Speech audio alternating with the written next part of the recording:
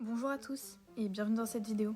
Aujourd'hui, je vais vous présenter Le mariage de Figaro de Beaumarchais. Le mariage de Figaro, ou La folle journée, est une comédie en 5 actes écrite en 1778 par Pierre-Augustin Caron de Beaumarchais. Cette pièce de théâtre, œuvre majeure du théâtre des Lumières, fait partie de la trilogie des romans de la famille Almaviva.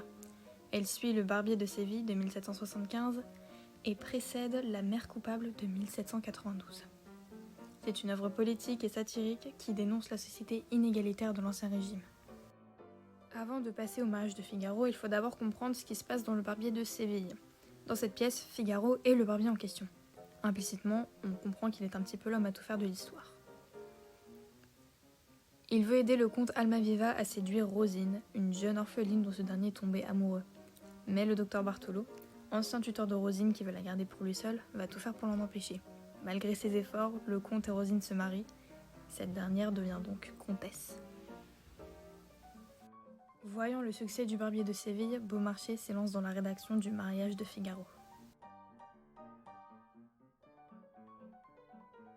L'intrigue de ce deuxième volet de la trilogie de la famille Almaviva se déroule 3 ans après la première histoire, dans le château d'Aguas Frescas, non loin de Séville, en Espagne. Figaro est devenu le valet du comte et cherche maintenant à épouser Suzanne, la servante de la comtesse. Il apprend cependant que le comte demande Suzanne en tant que maîtresse, et comme dans le Barbier de Séville, son ingéniosité sera mise à rude épreuve s'il veut que son mariage se fasse correctement. Nous apprenons ensuite que Marceline, femme de chambre, et le docteur Bartolo ont eu une relation de laquelle est né un enfant, mais ce dernier aurait été kidnappé par des malfrats. Marceline, cherchant à combler sa peine, demande à Bartolo de l'aider à conquérir Figaro, dont elle est amoureuse.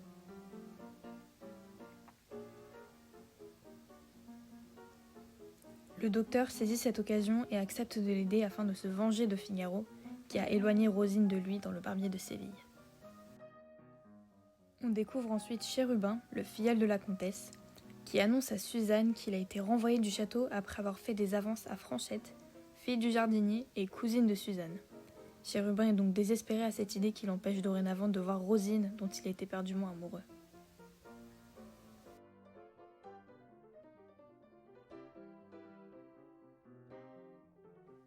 Comme dit précédemment, cette comédie est aussi une critique et satire de la société de l'époque.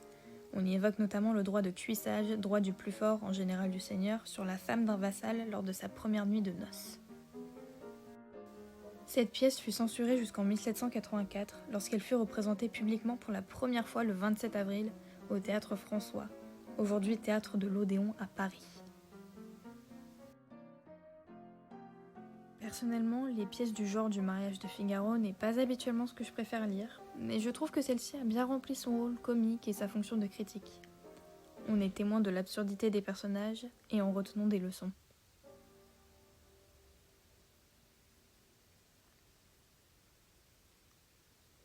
Et vous, qu'en pensez-vous ?